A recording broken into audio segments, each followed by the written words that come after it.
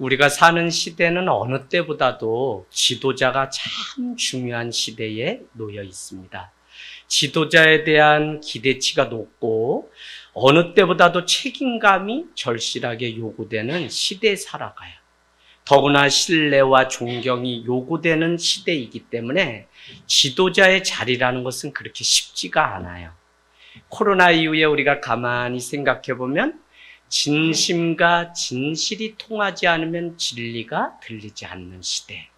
전에는 우리 목사님 서울대 출신이다, 우리 목사님 CTS 방송 나온다, 우리 목사님 대학 교수 출신이다 이러면 탁월성 때문에 교회가 부흥을 했는데 지금은 그런 겉껍데기는 다 없어지고 코로나를 겪고 나니까 진심과 진실이 통하지 않으면 진리의 말씀을 듣지 않는 시대에, 그래서 우리가 얼마나 참된 것을 살아가는 자인지가 더욱 중요하고 그 요구는 바로 지도자들에게 더 요구되죠. 성경은 엄밀하게 말하면 주님의 제자를 다른 말로는 지도자인 동시에 그들을 리더라고 해요. 그래서 좋은 리더는 먼저 주님의 제자된 사람이 리더가 될 수 있어요. 그 제자는 자기를 부인하고 날마다 버려두고 예수를 따를 수 있는 사람이 주님의 제자. 그래서 주님은 당신 한 사람을 통해 12명의 제자를 세우고 12명이 70인의 제자가 나오고 120명의 사도가 마가의 다락방에 모여서 제자들이 다시 오실 주님을 기다리다가 그곳에 성령이 임하게 되면서 어떻게 해요? 교회가 시작되게 되죠. 그러면서 사도 베드로가 나가서 복음을 전하게 되니까 3,000명의 사람들이 세례를 받고 제자가 되고 5,000명의 사람들이 세례를 받고 제자가 되고 결국은 요한복음 3장 16절 하나님이 세상을 이처럼 사랑하사 독생자를 주셨으니 누구든지 저를 믿으면 멸망치 않고 다 구원에 얻는다는 것이 예수님이 이 땅에 오신 기쁜 소식 복음이라는 것입니다. 구약은 어떻게 돼요? 아브라함으로 시작되죠. 모든 백성. 그리고는 거기 안에서 아브라함을 기점으로 한 이스라엘만 구원받아요. 이스라엘만 구원받는 줄 알았더니 유대 민족만 구원받아요? 그 같은 말이죠. 거기 안에서도 렘넌트, 남은 자들만, 포르기 때 남은 자들만 구원받아. 그래서 구약은 점점 구원이 좁아진다면 예수 그리스도가 오심으로 인해서 그분을 믿으면 누구든지 너와 내 집이 구원을 얻는 역사로 바뀌는 것이 바로 신약과 구약의 이 구원관이 다르다고 하는 사실을 우리에게 가르쳐줘요. 여러분, 문제는 지도자가 된 후에 스스로 자기 점검을 할 줄 몰라서 타락하는 시대예요. 그래서 우리가 살아가는 시대가 바르게 가려면 하루아침에 갑자기 어떤 스타가 등장해서 지도자에 앉는 그런 사회가 되면 그건 힘이 없어요. 건강한 공동체는 한 지도자가 세워질 때까지 기도하고 인내하고 전문성과 우리가 살아가는 이 공동체의 문화를 다 양육을 통해 알아갈 때 그는 온전한 지도자. 그래서 한 지도자가 세워지는 그 일을 위해서 우리는 지속적으로 지원하고 그를 지켜주는 일들을 성도들은 늘 해야 돼요. 목사님, 하늘 땅 교회는 어떻게 돼요? 젊은 우리 중학생 청소년이 엄마한테 묻는 거예요. 목사님 머리에 새치가 생기는데 목사님 이제 떠나면 우리 교회는 어떻게 돼? 엄마 교회 없어져? 야, 너가 뭘 그런 걸 걱정하냐 하면서도 이 어린아이도 교회의 미래에 대해서 관심 가지고 교회가 무엇인지 알고 고민한다는 이야기를 들었어요. 여러분, 하늘 땅 교회는 정말 성도들이 잘 세워지는 일만큼이나 성도 중에 말씀을 전하는 지도자, 목회자를 세우는 그 일을 또 중요하게 생각해요. 많은 사람들은 때가 되면 청빙을 해서 우리와 상관없는 사람을 세우면 되지, 유학파 세우면 되지. 하지만 교회라고 하는 것은 우리 공동체 이야기를 알고 함께 삶을 나누던 사람 안에 지도자가 세워져야 돼요. 특별히 여러분, 교회가 하나 되게 하는 가장 중요한 것은 이야기가 끊어지지 않고 신앙의 유산을 주례했죠. 자녀들에게까지 물려주는 것이지, 저간 건물 큰 거 물려준 거는 사람 없으면 아무것도 아닌 쓸모없는 빈 껍데기예요. 또 우리가 아직도 여기에 매여서 교회를 온전히 지켜가지 못하는 게 이게 마음 아프죠. 한 사람의 영적인 지도자에게 책임이 더 무겁기 때문에 영적인 지도자로 살아가는 그 일은 너무 중요해요. 왜냐하면 영적인 지도자, 목회자는 성도들의 삶의 의미, 가치관, 행동 방식, 직업 선택을 어떻게 해야지, 자녀 교육은 어떻게 하고, 심지어는 미래적인 어떤 결정에 대해서 기준까지 제시해 주어야 되는 사람이기 때문에 지도자의 그 자리라고 하는 것은 너무 중요해요. 잘못된 판단을 전하게 되면 한 영혼을 파멸에 초래하는 일들. 그래서 이단을 조심해야 되는 것이 무엇이냐면, 잘못된 것을 전할 뿐만 아니라 기준을 제시하기 때문에 가정이 깨지는 것들을 우리는 이단을 통해서 많이 보게 됩니다. 늘 지혜를 구하고 말씀과 기도 가운데 살아가야 되는 이 지도자. 그래서 우리는 찰스 스펄전이라고 하는 목사님이 일찍이 신학교의 신학생을 받을 때 받지 않는 두 부류가 있는데, 그 첫 번째는 무엇이냐면, 세상 가운데 내가 무엇을 하든지 다 성공했던 것처럼 목회도 성공할 거다 여기는 사람은 학생으로 뽑지 않았다는 거예요. 두 번째 중요한 것이 무엇이냐면, 나는 그냥 하는 일마다 다 실패해서 하나님이 쓰시려고 나를 다 실패하겠다 하는 사람은 또 뽑지 않는데요. 가령 그 옛날 TV에 나와서 유명 강사면 적어도 각혈, 피 몇 바가지 쏟아야 되고, 또 폐병 알아봐야 되고, 또 사람도 여러 죽이면 뭐 더 간증할 거 많으니까, 막 그런 시대에 우리가 살아가면서 어떻게 보면 기독교는 많이 기형아적으로 성장했어요. 그게 여실히 다 무너져서 그것이 하나의 영시돼서 바르게 자라지 않은 그 삶, 물론 하나님이 만나면 사용하시고 다 쓰시는 건 맞는데, 그것이 마치 영웅화돼서 그런 사람만 하나님이 사용하신 것처럼, 어느 날 다메섹 도상에 가던 다메섹의 호련히 그냥 하나님의 강권적인 임재하심으로 인생이 바뀌었던 그런 간증 있는 사람만 쓰신다는 이것이 한국교회 안에 너무 팽배했어요. 그래서 여러분, 첫 번째 성공한 사람, 그는 교만해서 주의 길을 갈 수 없기 때문에 뽑지 않았고, 두 번째, 그렇게 모든 게 실패였다고 말하는 사람은 목회도 그냥 실패라고 생각하고 좌절하면서 시작하기 때문에 안 될 거라고 생각해서 그런 지도자는 자격이 안 된다 해서 뽑지 않았다는 겁니다. 여러분, 오늘날 우리에게 일어나는 대부분의 일은 지도자의 과오와 부도덕함이죠. 지도자나 성도나 하나님 앞에 항상 부족하고 연약하기 마련입니다. 그러나 지도자가 얼마나 중요하냐면, 지도자가 중심을 잘 잡으면 다른 데로 가던 사람들도 다 돌아와서 그 길로 가고 있는 것을 우리는 볼 수 있어요. 그래서 지도자는 그릇된 길로 가는 그것을 위해서 자기가 마치 자기의 이익과 유익을 위해 그릇된 것을 합리화시키고 타당화시키는 시대에 우리가 살아가기 때문에, 교회의 회복은 오늘도 바울이 강조하는 갈라디아서와 디도서에 가장 우선 두는 건 뭐냐면 복음의 선명성과 우선성을 둬요.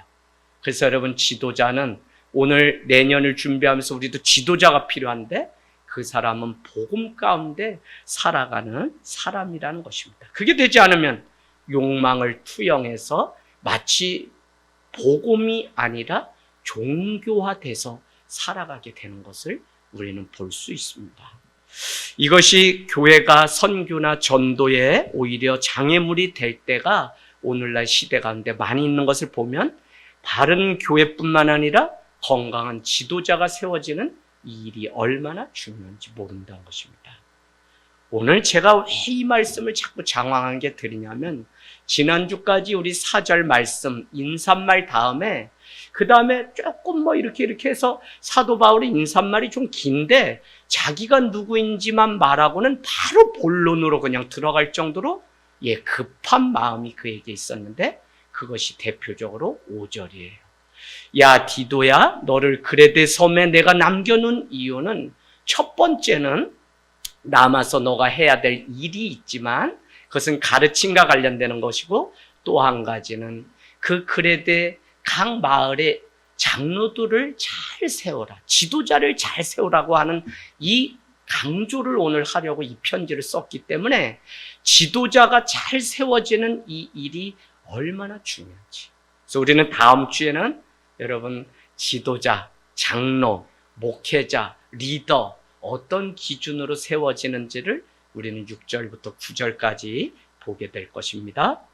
디도서는 바울이 그레데 섬 사역 지중해에 있습니다. 디도에게 이 교회를 남겨놓고 너가 목회를 잘해라 하고 쓴 목회 서신입니다.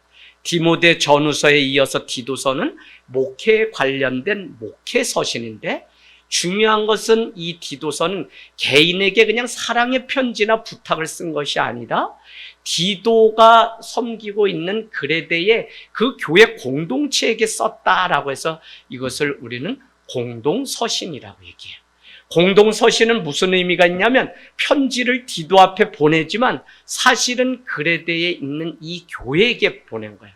그래서 이 편지가 오게 되면 누군가가 읽게 되면 교회는 그 권위 앞에, 그 사도 앞에 순종하며 디도뿐만 아니라 전 교인이 같이 공동적으로 읽고 함께 그 가르침을 따르는 편지라는 것입니다. 지도자를 잘 세워라 라고 하는 거, 올바른 가르침을 확립하라 라고 하는 이 일을 위해서 오늘 디도서를 복음을 주었습니다. 여러분, 우리가 살아가면서 오해하지 말아야 될 게 메신저와 메시지, 이것은 떼야 뗄 수 없는 관계예요. 교회의 건강함과 지도자의 건강함 뗄 수가 없어요. 우리는 자꾸 그냥 하나님만 잘 믿으면 돼 라고 우리는 생각하는데 이것은 반쪽짜리 신앙입니다. 하나님은 하나님의 나라를 위해서 성도를 주셨고, 성도들 안에 직이 말씀을 가르치는 목사와 또 집사, 장로 등등 이를 다 우리는 성도라고 불러요. 거룩한 무리라는 의미인데 이것은 죽을 때까지 우리가 성화의 과정을 통해 온전하고 완전한 삶을 추구하라라고 해서 거룩한 무리라고 우리를 불러주셨다는 것입니다. 그런데 건강한 교회는 건강한 지도자, 또 바른 교회는 바른 복음을 전하는 지도자와 또 어떻게 해요? 그것을 듣는 성도들의 이 뗄 수 없는 관계를 통해 이루어지는 것이지 그냥 하나님만 잘 믿으면 돼. 이것은 여러분 잘못된 말이에요. 오늘날 교회가 병들고 오늘날 교회가 문제가 있으니까 서로들 자기를 다짐하고 세워간다는 의미에서 이렇게 얘기합니다. 교회 하나님만 보는 거지 사람 보는 거 아니야. 집사님, 이게 맞는 말인가요? 맞는 말이에요? 그냥 편하게요. 틀린 말이에요. 이렇게 말하는 데는 우리 스스로가 자꾸 편하게 살아가려고 하는, 문제에 봉착하면 이해 문제가 충돌하면 피해가려고 하는 우리의 심리일 뿐이지, 하나님은 머리이신 예수 그리스도를 중심으로 우리를 각 지체로 그래서 한 몸을 이룬 교회로, 그래서 에베소서는 서로 교회되어가고 성전이 되어가고 서로 협력해서 하나가 되게 하시는, 우리는 한 지체. 그래서 풀트리니에는 인간이 혼자 할 수 없는 첫 번째는 결혼이고 두 번째는 뭐라고요? 그리스도인이 되는 거라 그래요. 우리가 지체 안에 서로 엉키고 김장 담그고 뭐 속으로 파고 막 이런 과정을 통해 서로 다듬어주고 서로를 위해서 기도하고 중보하고 나의 부족함을 발견하고 다시 복음 앞으로 세워지는 이런 과정들의 반복이 없이는 신앙이라는 것은 개인주의일 뿐 절대 구원과 무관해요. 점점 우리가 경계해야 될 것이, 여러분, 너무 신앙이라는 것이 하나님만 잘 믿으면 돼. 난 그냥 예배만 드리고 그냥 집에 가고 뭐 이렇게 난 사람들하고는 아예 상종을 안 할 거야. 이게 마치 큰 믿음인 것처럼 오늘날 착각하는데 여러분, 이것은 잘못된 믿음이에요. 그래서 하늘 땅 교회가 어렵지만 계속적으로 교회론 중심으로 여러분에게 도전을 드리고, 안 되면 기도하고, 안 되면 용납하고 관용을 베푸고 서로 불쌍히 여겨서 온전한 한 몸을 이뤄가는 일 위에 계속적으로 도전해요. 크지 않아도 돼요. 그러나 교회가 교회됨을 지키기 위해서 지금까지 계속적으로 몸부림치는 이것을 지켜가는 이유는 무엇이냐면 바로 메시지와 메신저, 또 건강한 지도자와 건강한 교회가 뗄 수 없는 관계인 것처럼 이 모든 일을 위해서 우리는 기도하고, 이 일을 위해서 우리는 밤낮 가리지 않고 깨어서 주님이 원하시는 그 자리에 나가기를 원하는 것입니다. 디도서는 갈라디아서와 함께 유대계 그리스도인들이 팽배해 있어요. 이 말은 뭐냐면 유대인들은 뭐죠?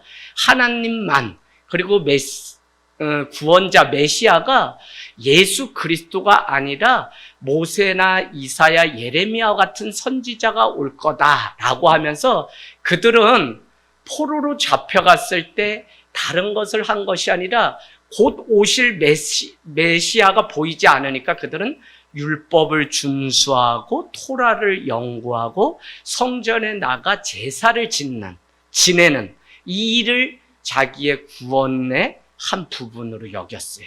이것이 지나치면 지나칠수록 이것은 사람의 일이 돼서 자기 의로 둔갑되었어요. 그래서 사도 바울은 복음은 자기 의에 있는 것이 아니라 너희의 행위에는 전혀 자랑할 것이 없게 하려고 오직 하나님의 은혜로 말미암아 너희의 믿음으로 말미암아 구원받는다고 한 것이 무엇이냐면 바로 유대인. 그런데 그들이 예수를 믿는데도 그들은 복음을 믿은 게 아니라 종교를 믿고 살았어요. 무슨 얘기냐? 교회를 다니고 예수를 믿는다고 하면서도 그들 안에는 여전히 찌꺼기가 남았는데 자기들만 구원 얻는 것처럼, 마치 창세기 12장 3절 4절에 나온 것처럼 아브라함아 너가 갈대우로 내 본토 친척집을 떠날 때 너를 축복할 건데 큰 민족을 이루고 너를 축복하는 사람을 축복하고 또 뭐라 그래요? 너를 통해서 만민이 복을 받으리라 라고 얘기했는데, 만민이 복을 받아야 되는데 유대계 그리스도인들은 자기들만 구원 얻는 그 편협한 구원관에서 여전히, 그래서 사도 바울이나 디도가 전하는 이 복음에 대해서 자꾸 폄하하고 오해하고 그가 잘못된 복음을 가르친다고 사람들을 갈라놓는 일들을 했기 때문에 갈라디아의 주제도 복음이고 디도서도 장로들이나 교회가 남겨진 일은 바른 복음을 가르칠 때 교회가 이단으로부터 온전히 지켜낼 수 있음을 우리에게 가르쳐줘요. 여러분, 이게 오늘날 점점 중요하죠? 그래서 결국은 또 어떻게 보면 내가 주님 앞에 먼저 서야 다른 사람을 또 세울 수 있는 일들이 있습니다. 스콧 맥나이트라고 하는 목사님, 신학자가 있는데 그는 이렇게 얘기해요. 복음이 교회를 형성했고 교회의 위기는 다시 말하면 복음의 위기다. 다시 말씀드려볼게요. 교회의 형성은 복음이었기 때문에 교회의 위기는 다른 말로는 복음이 없는 그 위기라는 거예요. 그럼 복음이 없으면 뭐예요? 종교가 있는 거예요. 여러분, 우리가 교회를 다니고 정말 예수 그리스도를 믿는다고 하지만 오늘 디도서나 갈라디아서에 나오는 유대인 그리스도인들처럼 예수 그리스도의 옷을 완전히 입은 것이 아니라 그들은 여전히 성전 제사와 율법 준수로 자기가 구원 얻는다는 믿음이 한 부분에 있고요. 또 모세의 할례와 같은 이런 행위를 하지 않은 사람은 구원을 받지 못한다고 여전히 정죄하는 그리스도인이라고 하는 사람들이 있었다는 거예요. 그들은 복음을 만난 게 아니라 종교를 따라서 종교 행위를 하는 거예요. 오늘날 정말 우리가 율신 하나님을 믿기 때문에 그 목에 칼이 들어와도 우리는 예수를 부인하지 않고 초대 교회의 로마 황제가 너희가 믿는 종교 다 믿어. 그런데 1년에 한 번 퀴리오스인 황제에게 와서 제사를 하면 돼 라고 하는데 유일하게 그리스도인들은 아니 우리에게 유일신은 한 분밖에 없는데 그분은 예수 그리스도밖에 없다는 믿음 때문에 시작된 게 부활의 산 소망을 믿고 살아가는 이 교회라고 하는 기독교라고요. 근데 오늘날 사람들은 이신 저신 다 있는데 나는 주일이면 그냥 교회를 다녀서 예수신을 믿는 거야. 그럼 평상시에는 그냥 종교인처럼 말로는 내가 목사고 내가 장로지만 세상에 나가서는 세상 사람들과 구별됨이 전혀 없이 살아간다. 그거를 오늘 사도 바울은 너무 가슴이 아파가지고 디도서에 편지를 쓰고 있는 것을 볼 수 있습니다. 사도 바울은요, 자신은 하나님의 권위를 가진 자라고 1절 우리 복습해보면 첫 번째는 하나님의 종이다. 두 번째는 예수 그리스도의 사도 표시해 놓으세요. 사도인 나 바울이 사도된 것은 사도를 2번 강조해, 사도를 2번. 여러분, 이 편지를 읽고 듣는 사람들은 그레데 섬의 교인들 또 교회입니다.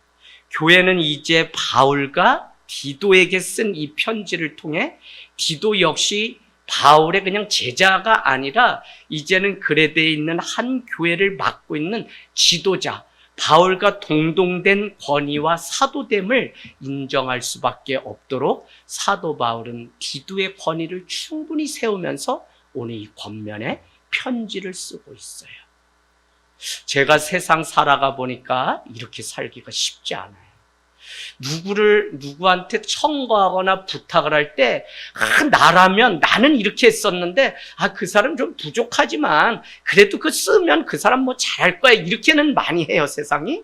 그런데 오늘 사도 바울은 내가 하나님의 종이요, 내가 사도된 것은 이라고 하는 이 2가지 표현을 통해 오늘 이 편지를 받아보고 여러분의 교회의 담임으로 있는 디도 역시 하나님의 종인 동시에 그가 사도된 이유가 있다는 사실을 가르쳐주고 있는 것입니다.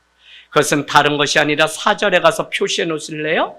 디도는 같은 믿음을 따라 나의 참아들 된 디도이기 때문에 그는 나고 내가 바울이 곧 디도고 그래서 동일하다라고 하는 것을 참아들이라고요. 여러분, 우리가 서로 이렇게 세상 가운데 우리 집사님, 우리 누구 청년이라고 말할 때 우리는 이와 같은 마음으로 그를 추천할 뿐만 아니라 그가 바로 나고 내가 그다라고 하는 이 믿음 가운데 우리가 서로 신뢰하고 서로를 위해 중보할 때 거기에 아름다운 소망의 울림통이 되어 하늘과 땅을 가로막고 서 있는 이 그리스도인들의 아름다운 향기가 편지가 나지, 우리는 남이 잘 되면 비교해서 가슴 아파하고 나만 잘하는 것처럼 말하면 그거는 세상과 똑같은 삶의 방식이잖아요. 오늘 디도는 참 아들이다. 참 그게 얼마나. 아들이라는 표현은 뭐죠? 아버지의 권한을 그대로 물려받은 사람이 누구냐면 아들이잖아요.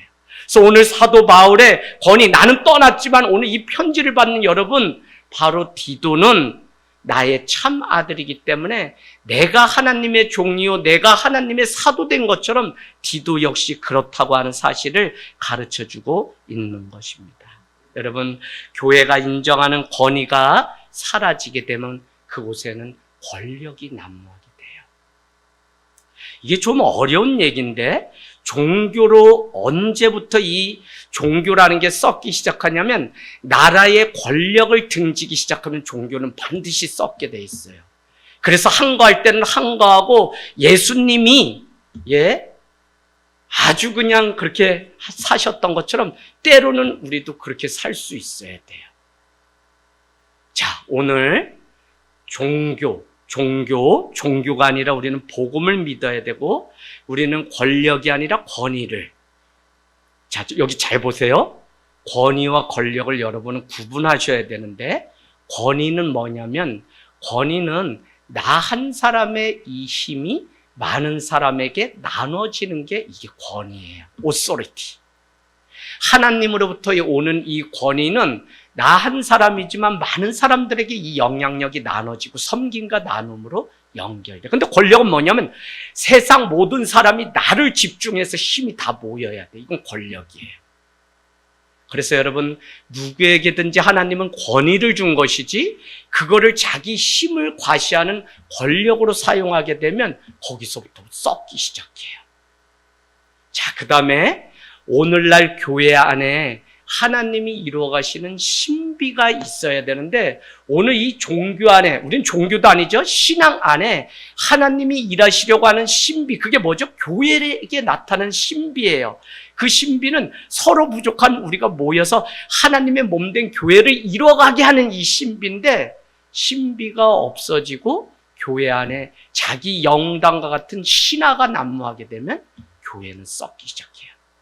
그래서 여러분, 목회자가 막 영시되고 막 이런 것들에 속을 필요도 없고, 저는 그냥 복음을 전하는 통로일 뿐이지 제가 복음의 원천이 아니에요. 제가 무슨 은혜의 원천이 아니에요. 저는 그냥 말씀 전하는 통로예요.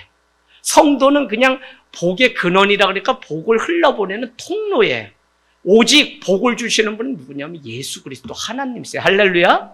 그걸 놓쳐버리게 되면 하나님이 우리에게 주신 이 신비 대신 신화를 만드는 일에 바쁘게 되고, 권위를 사용하는 것이 아니라 부모가 자꾸 아이에게 협박하고 막 핍박하고 권위를 사용해요. 그래서 여러분, 이번 주에 줄 말씀 뭐였어요? 자녀를 노엽게 하지 마는데 오직 뭐로? 주의 교훈과 가르침으로 양육하라고 하는 게 부모에게 주신 명령이었어요. 자, 우리는 복음적으로 살지 않으면 종교적으로 살아가게 되죠. 그래서 어느 때보다도 오늘 이 서론이기 때문에 제가 장황하게 말씀드리는데, 뭐가 자꾸 우리 안에 결론이 나야 되냐면, 여러분 정말 참된 디모데와 같은 아들이 되려면 교회 다녀봤다, 내가 뭐 했다는 여러분 아예 버리세요. 주어는 하나님이 돼야 되고, 더 중요한 것은 무엇이냐면 내 삶의 시작도, 동기도, 과정도, 특별히 내 삶의 결론을 복음 앞에 와서 결론을 내야지, 말씀을 제쳐놓고 내가 뭐 한 거를 자꾸 자랑하게 되면 그래서 교회가 깨져. 왜? 내가 더 많이 했다, 난 더 헌신했다, 자기 의가 앞서기 때문에. 그래서 여러분, 복음만 자랑하고 복음 위에 우리가 세워지기를 원합니다. 자, 그래서 우리는 거짓 가르침이 난무한 이때에 바로 사도 바울은 그레데에 남겨놓은 오늘 디도에게 이 한 통의 편지를 쓰게 돼요. 그러면서 자기는 그리스도의 종이라는 거예요. 구약부터 유대인들은 하나님의 종이다라고 하는 표현을 썼는데, 그 연속성에 있는 하나님의 아들 예수 그리스도의 종이 나다라고 말하면서 유대계 그리스도인들에게 나도 하나님의 종임을 이렇게, 그러면서도 구원자로 오신 예수 그리스도를 증거하기 위해서 늘 사도 바울은 우리 주 하나님과 주 예수 그리스도를 따라라고 해서 하나님과 그리스도를 동격으로, 예수를 동격으로 이렇게 해요. 그러니까 얼마나 사도 바울이 신학자고 똑똑한지 몰라요. 예수님만 구원자다 이러면 당시에는 목에 칼이 들어오는데, 하나님의 아들 예수 그리스도는 이런 식으로 시작한다고요. 그래서 얼마나 그가 고도의 복음을 전하기에 지혜가 있었는지, 참 이 사도 바울은 목회자인 동시에 복음의 사명자입니다. 바울의 사명 2절에 가보세요. 나 바울이 사도된 것은 하나님이 택한 자들의 믿음 표시해 놓으시고, 경건함에 속한 진리의 지식 표시해 놓으시고요, 영생의 소망을 표시해 놓으세요. 그러니까 부른 이유가 있는데 믿음과 지식과 소망이라는 거예요. 나를 왜 사도로 종으로 불렀냐? 그거는 믿음과 지식과 소망 때문인데, 첫 번째, 하나님에게 택함을 받은 자들의 믿음을 위해서 나를, 하나님의 택함을 받은 자들의 믿음을 위해서 나를 사도로 불렀다고요. 그게 뭐예요? 성도들을 위해서 나를 사도로 오늘 하나님의 종으로 불렀다. 여러분, 여기 있는 다 목회자뿐만 아니라 여러분 한 사람 한 사람도 왜 불렀냐? 하나님이 택하신 사람들을 위해서, 그들의 믿음을 세워주기 위해서 우리를 모이게 하시고, 나의 연약한 믿음도 사용해서 누군가에게는 은혜가 되게 하시고 그를 살리는, 이거 신기해요. 그래서 여러분, 교회에 중요한 의미는 세상으로부터 구별받은 사람들의 모임이라고 하는 한 가지 의미 플러스 더 정확한 것은 하나님이 심어놓은 자들의 모임이 교회예요. 심어놓으셨다고요. 그럼 저는 그냥 그런 마음이에요. 오늘도 여기에 새로 오신 우리 성도님들 계시지만 제가 직분도 조남도 아무것도 몰라요. 그래도 저는 하나님 안에서 한 백성이고 그냥 주님의 제자다 이런 믿음으로 늘 그냥 편안하게 대할 수 있는 것은 하루를 다니시던 이틀을 다니시던 주님이 이곳에 옮기시고 심어놓으신 이유가 있는데 그 첫 번째가 뭐냐? 우리 하늘땅교회 선택받은 자들의 믿음을 위해서. 저는 이걸 왜 하냐면 빚이 2,800 개척에서 막 생기는데 재정을 놓지 못하고 어려워하던 때에 서울에서 안수 집사님이라는 분이 오셨는데 장로 직분 달라고 막 그러는데 6개월 후에 직분을 드리지 않니 떠나긴 했는데 그분이 저한테 뭐를 말씀하시냐. 목사님, 마이너스라도 재정 집사님을 세워 빨리 재정을 넘기십시오. 빚인데 어떻게 세워? 이거 하면 시험에 들어서. 그런데 세우라는 말에 그냥 옳거니 모르겠다 하고 재정 집사님 3분을 한 번에 세웠더니 마이너스. 그때부터 재정이 채워지기 시작하는 은혜.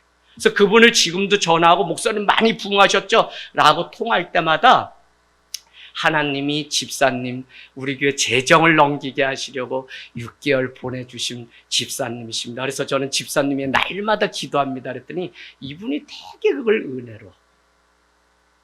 여러분 우리가 그런 존재예요. 우리가 첫 번째 잘 보세요. 하나님에게 택함을 받은 자들의 믿음을 위해서 우리를 사도와 종으로 부르셨다. 두 번째는 뭐죠? 경건함에 속한 진리의 지식을 전하게 하려고. 경건함에 속해 있는 진리의 지식이 뭐예요? 말씀을 전하고 가르치게 하려고 우리를 부르셨다는 거예요. 성도의 제일 계명이죠. 말씀 가르치는 거. 세 번째는 뭐냐면 영생의 소망을 위해서 우리를 선택하고 부르셨다는 거예요. 할렐루야. 여러분 이 중요한 사실 놓치지 마세요. 마가복음 2장에도 산에 올라가서 12제자를 택할 때 첫 번째가 무엇이냐면 나와 함께할 자들을 하나님이 선택하셔. 왜? 예배자 함께할 자. 두 번째는 나가서 전도의 일을 하게 하려고. 세 번째는 귀신을 내어 쫓는 능력을 주시려고 12제자를 선택한 분명한 목적이 있었어요. 오늘 사도 바울은 그것을 택함 받은 자들의 믿음을 위해서, 경건한 자들의 진리의 지식을 위해서, 영생의 소망을 위해서 오늘 나를 사도와 또 뭐요? 여기에 있는 그레데에 있는 성도들도 그래서 불러주셨다는 거예요. 여러분 영생의 소망이 아무것도 아니에요. 나 힘들어하는데 제가 출산 하루 앞두고 첫 아이를 잃었다는 간증을 여러분께 했어요. 산이 무너져요. 더구나 종갓집의 장손인데. 그런데 몰랐다니까요. 근데 나의 아픔이 어느 교회에 가서 사역을 하는데 6개월 만에 유산돼서 교회를 나오지 않는 집사님 가정에 갔는데 아무리 담임 목사님이 해도 나오지 않는데 어느 날 하나님 마음 주셔서 우리의 아픔을 그분에게 좀 얘기하면 그분이 회복될까 해서 아내와 같이 그분의 신방을 해서 우리는 하루 앞두고 아이가 잘못돼서 이렇습니다 하니까 그분이 우시더니 그저부터 교회를 나오시고 2 자녀 아들을 낳게 되었어요. 바로 여러분 저의 이 아픔을 통해 누군가는 영생의 소망을 가지게 되고 누군가는 살아나는 역사가 있어요. 그래서 우리 성도의 삶은 다 아무것도 아닌 게 아니라 내가 예수 그리스도의 영생의 소망만 분명히 붙들고 있으면 그것조차도 눈물조차도 사용해서 누군가는 살리는 하나님의 도구가 돼요. 참 이게 신기해. 이게 신비로워. 이게 신비로워. 자, 그래서 하나님의 부르심 가운데는 후회가 없다는 찬양이 있는 것처럼 영생의 소망을 기반으로 우리가 살아가야 돼요. 카타, 첫 번째, 두 번째는 접속사가 뭐냐면 카타인데 뭐뭇을 위해서라고 하는 거예요. 그러니까 믿음의 하나님의 택한 자들의 믿음을 위해서, 두 번째도 경건에 이른 자들의 진리의 지식을 위해서예요. 그런데 세 번째는 더 정확히 말하면 헬라어로 에피라고 하는 그 접두사를 쓰는데 그건 뭐냐면 뭐뭐 위에라고 하는 뜻이에요. 뭐뭐 위에. 그 말은 뭐냐면 기반 위에, 기초 위에 이럴 때 해요. 그럼 뭐냐면 성도는 살아가면서 놓치지 말고 잊지 말아야 되는 게 뭐냐면 영생의 소망 위에 택함 받은 자들의 믿음을 위해 내가 사도되는 거예요.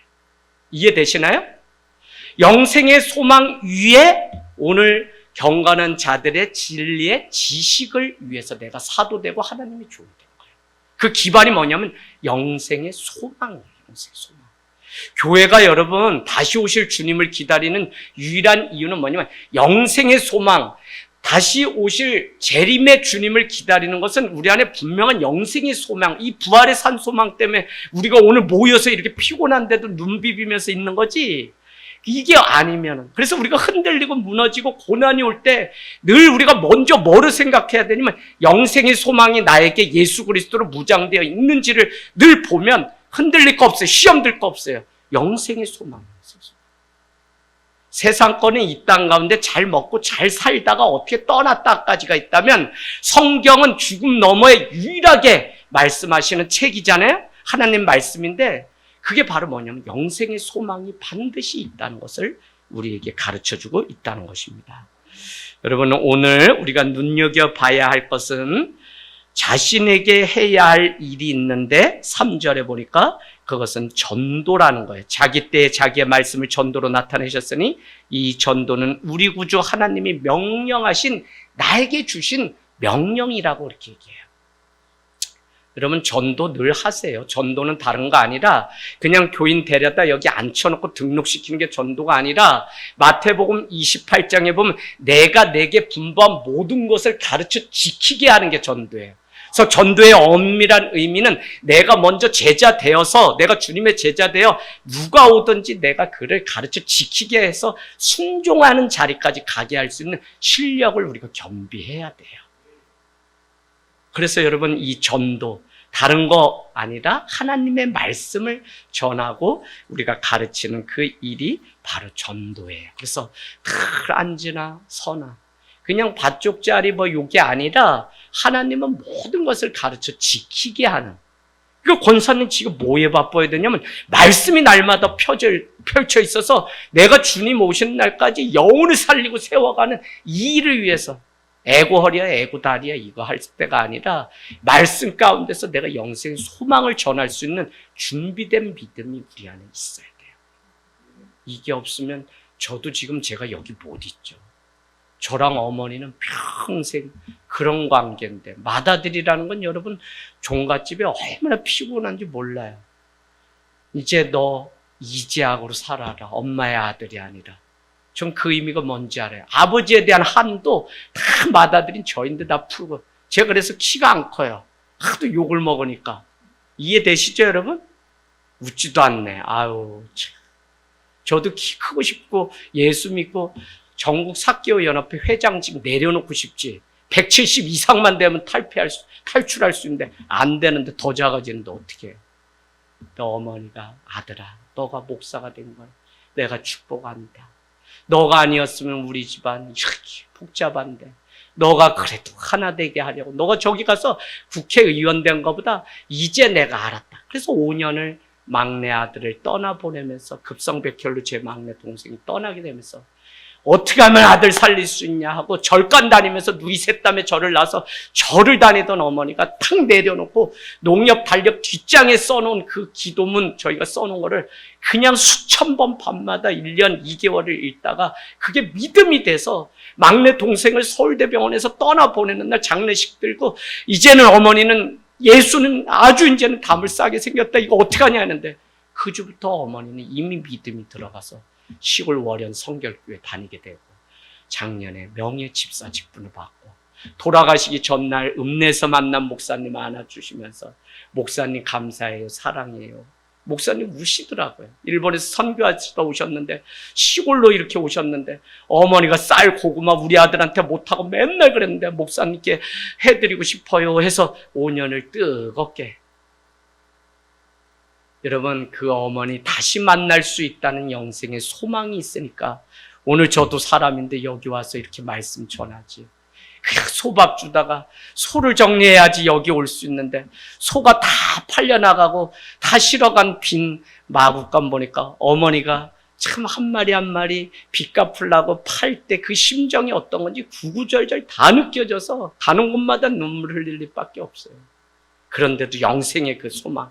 엄마, 나 다시 만나자. 그러고 제가 시골에서 올 때도 사진에다 뽀뽀를 그냥 크게 하고 엄마 사랑해 그러고서 올라왔어요. 할렐루야. 여러분 영생의 소망을 기반으로 늘 살아가게 되기를 원합니다. 그렇다면 오늘 디도를 그레데에 남겨둔 이유 그것만 봅시다. 5절에 엄중한 사명을 위해서 사도 바울은 디도를 두고 그레데를 떠나게 됐어요. 바울은 디도에게 각성의 장로를 세우라고 명령하게 되는데 이 원리는 이런 겁니다. 예수님이 하신 일을 바울에게 맡겼던 것처럼 바울은 자신의 일을 디도에게 맡기게 되고 디도는 다시 그 일을 장로들에게 맡기는 원리가 돼요.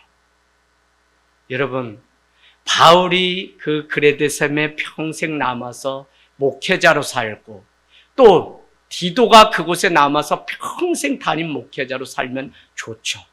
그런데 여기 있는 저 자신도 하나님이 그냥 호각 부시고 여기까지만 해라 그러면 못하고 또 다른 곳으로 가라 그러면 또 그곳에 세울 사람들을 위해서 가겠죠. 인간적인 마음은 제가 개척해서 아유 우리 장혜정 원사님을 다 장례식 집례하기 전에 난 떠날 수 없다. 이게 제 마음이에요. 하나님 앞에도 기도하고. 그런데도 하나님이 이렇게 살다 보면 떠나게 하신다. 예를 들면 슬퍼지지 말고 그 예를 드는 거야. 자꾸 또 오늘 밤에 가셔서 목사님 어디 뭐 오라는데 또 있어요. 이거 문자 좀 하지 마세요. 나는 이제 5,000명까지 왔는데 다 끊고 안 간다고 했기 때문에 나는 오산 시민이야. 그러니까 걱정하지 마세요. 자, 그런데 교회가 늘 깨어서 준비해야 되는 게 뭐냐면 디도도 떠나게 되면 그 일을 믿음의 장로들이 지도자가 되어서 그 일을 이어서 주님 오시는 날까지 해야 돼요. 그러니까 하늘 땅 교회 건강함은 지금 이재학 목사가 막 능력이 탁월해서 막 이거 막 하고 사람들 막 붕시키고 이게 중요한 게 아니라 복음을 듣고 지도자들이 세워지고 리더가 세워져서 그들이 다음 오는 세대를 위해서 그 복음을 전하고 들은 사람 우리의 자녀들이 다시 그 일을 이해되시죠? 우리 디모데 전서 한번 볼까요? 디모데 전서. 사도 바울이 쓴 거니까 다 똑같겠죠? 자, 디모데 전서가 아니라 후서 2장 1절, 2절, 3절. 그 앞에 있습니다. 디도서 앞에. 자, 2장 1절, 2절, 3절 제가 읽어볼게요. 내 아들아, 그러므로 너는 그리스도 예수 안에 있는 은혜 가운데서 강하고 또 너가 많은 증인들 앞에서 내게 사도 바울에게 들은 바를 충성된 사람들에게 부탁하라. 그들이 또 다른 사람들을 가르칠 수 있으리라. 너는 그리스도 예수의 좋은 병사로 나와 함께 고난을 받으라. 뭔 얘기예요? 내가 복음을 너에게 전해주고 너는 또 충성된 자들에게 복음을 가르쳐 그들이 또 다른 사람에게 전하게 하는 이 하나님 나라의 원리가 이래요. 그래서 교회는 오고 가는 세대 가운데 말씀을 전하고 말씀을 가르치는 이 일이 급선무해야지. 사회봉사, 선교 많은 일 있잖아요. 교회가 하는 거. 그 일이에요. 그런데도 성경적이고 복음적이지 않으면 그것은 다 아무것도 안 돼. 그래서 우리가 무엇을 하든지 그것이 복음적이고 하나님의 말씀 가르친 대로 하는 일이 될 때 그 일이 온전한 하나님의 일이 돼요. 우리가 잘 아는 것처럼 디도가 장로들에게 또 복음을 전하라고 하는 것은 사도적 사명인데 그레데는 지중해 중앙. 우리가 잘 아는 것처럼 지중해는 뭐죠? 요나서에 가면 요나가 다시러 다시스로 가려고 하죠. 그래서 요 못난 나의 줄임말이 요나라 그랬어요. 요나서도 우리가 뜨겁게 다 말씀 전한 적이 있는데 그런데 뭐라 그래요? 마침의 덫이 있죠. 마침 어디로? 다시스로 가는 배가 어디 있다 그래요? 요바에 기다리고 있다. 요바는 한 군데, 요바는 지중해를 말하는 거예요. 여러분 기도하지 않고 마침 내 앞에 떨어진 그거 먹었다가 인생 쫑난 사람 많아요. 그래서 늘 기도하고 말씀으로 늘 묻고 점검하고 최종 말씀이 뭐라고 하는지를 우리는 늘 듣고 선택하고 결단해야 되는데 마침 네. 우연히 누가요? 룻이 보아스의 밭에 갔어요. 어떻게 돼요? 그런데 마침 그때 그 밭에 친족이었던 보아스가 오게 돼요. 우연도 하나님의 시간이고 마침도 하나님의 시간이에요. 네, 여러분 마침 하나님이 은혜예요. 근데 그거 물어봐야 된다고. 마침이 많은 게 하나님의 시간이기도 하고 마침 묻지 않고 물었던 그게 저기 주님의 사명을 거절하고 어때요? 다시 쓰러 가서 고래 뱃속에 3일 3야를 갇혔다가 토해내는 그 아픔을 겪는 일들이 생겨요. 그래서 늘 말씀이 기억나고 생각나는 삶을 살아가기를 원합니다.